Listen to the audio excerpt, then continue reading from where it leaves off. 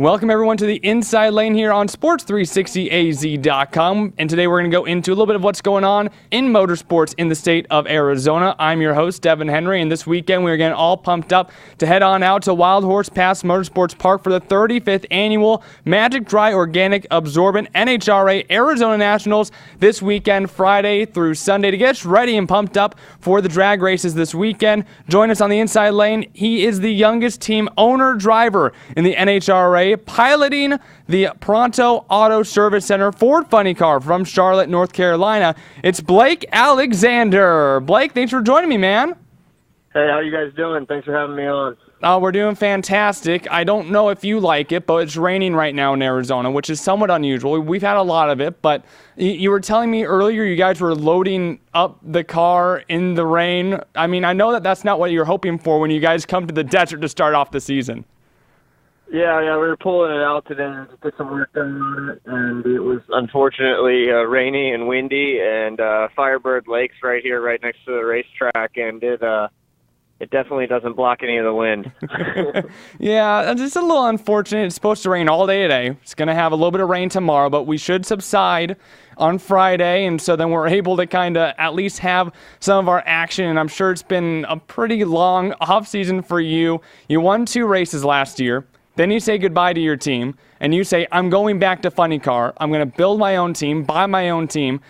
And only over the course of a couple months, I'm sure it's been a very long offseason. Now, starting 2019, everything's new. Your car is new. Your team is new. Your job is basically new.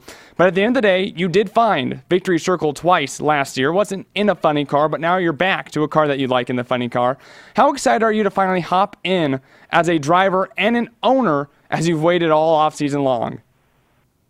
We're putting in the work right now, and that's what makes it exciting, is just to see, the group of guys I have around me, that they're capable, and I know I'm capable, and we just have to go out there and prove it. It's always, once you hit the loud pedal in these things and they go 330 miles an hour in 3 seconds and pull 5 Gs, it's always getting your attention, and you got to catch back up to the car after some time off, but I'll be good and rely on my experience. So I want to go back to you owning a Funny Car. I mean, in the NHRA, there's no one as young as you who's going to be owning it and then piloting it as well. You're only 30. You got a couple other 30-year-olds working on this team, but it's not like you just go on Craigslist, buy a car, hook her up to a U-Haul, and then go cross-country. It's not quite that easy. So you've mentioned before that you're locked into 12 events right now in 2019. What are some of the major roadblocks that you have encountered as an owner so far, at least? There's just so many different moving parts to it. I mean, I have to speak with you guys and continue being the driver that I was before that's relatable to the media, but at the same time, I've got to manage the guys who are working on blowers, tires, and the cylinder heads, and we're going through a small parts list that we need it's the first time I've ever actually got this operation out at the track, so we're finding little things here and there that aren't exactly the way we want them, so we're going to keep working on it, and this weekend we'll kind of be getting our feet wet, hopefully not literally, just figuratively, and we'll see how it goes. Can you pinpoint something that you saw as a driver and now as an owner you're no, this is way worse than I was expecting? I mean, it's not. It's just as bad. Some people say, complain about it and say it's a lot of work, and I signed up for extra work, so I'm happy to be doing it. So I want to talk about your family. You just recently posted a picture on Twitter, and at the end it had the hashtag My Wife's Race Team. What is it like as an owner now? Not only are you going to be the driver, but now what is this like as a family venture? Well, my family is pretty small. It's just me, my wife, and my dog, and we are capable to do this because of all the hard work we've done, and I sold one of my businesses that I owned last year, and it's allowed me to I didn't do anything intelligent with it and invested. I put it straight into a race team, which is kind of investing it, but it's a little bit more volatile, and so she's behind me, and she's actually never even seen this stuff. I keep it up in Illinois, so she's seen a couple pictures, but she'll get to see it for the first time tomorrow and get to see the car go down the track that she owns. Yeah, Julian Edelman was at the 500 last week, and he said these guys have a few screws loose. I mean, you're going like almost twice as fast as they go on a weekly basis, and I come from a racing family. I know that we all have a bunch of different screws loose, but when it comes to money in racing, it's getting so expensive, whether you're just a local hobbyist modified midget sprint car driver, you're trying to get into NASCAR, you're trying to own a team such as you are in NHRA, it's getting harder and harder to fund teams. For you, what has become the part that you pride yourself the most on in this really money huge world that we have, where just everything in racing nowadays just seems so far expensive, from the engines to just getting a car? I think it's our creativity that my team has in marketing.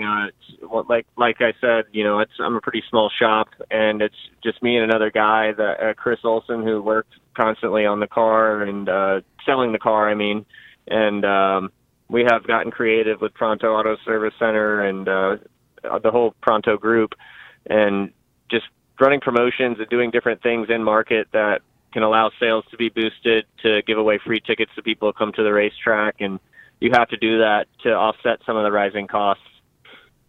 So before I let you go, I want to do a segment that I like to call Quick Time. It probably won't be as quick as 4 or 5 seconds as you guys go down the drag strip, but I'm hoping there'll be some rapid-fire questions for you. I'm looking for some rapid-fire answers in return. You ready, Blake?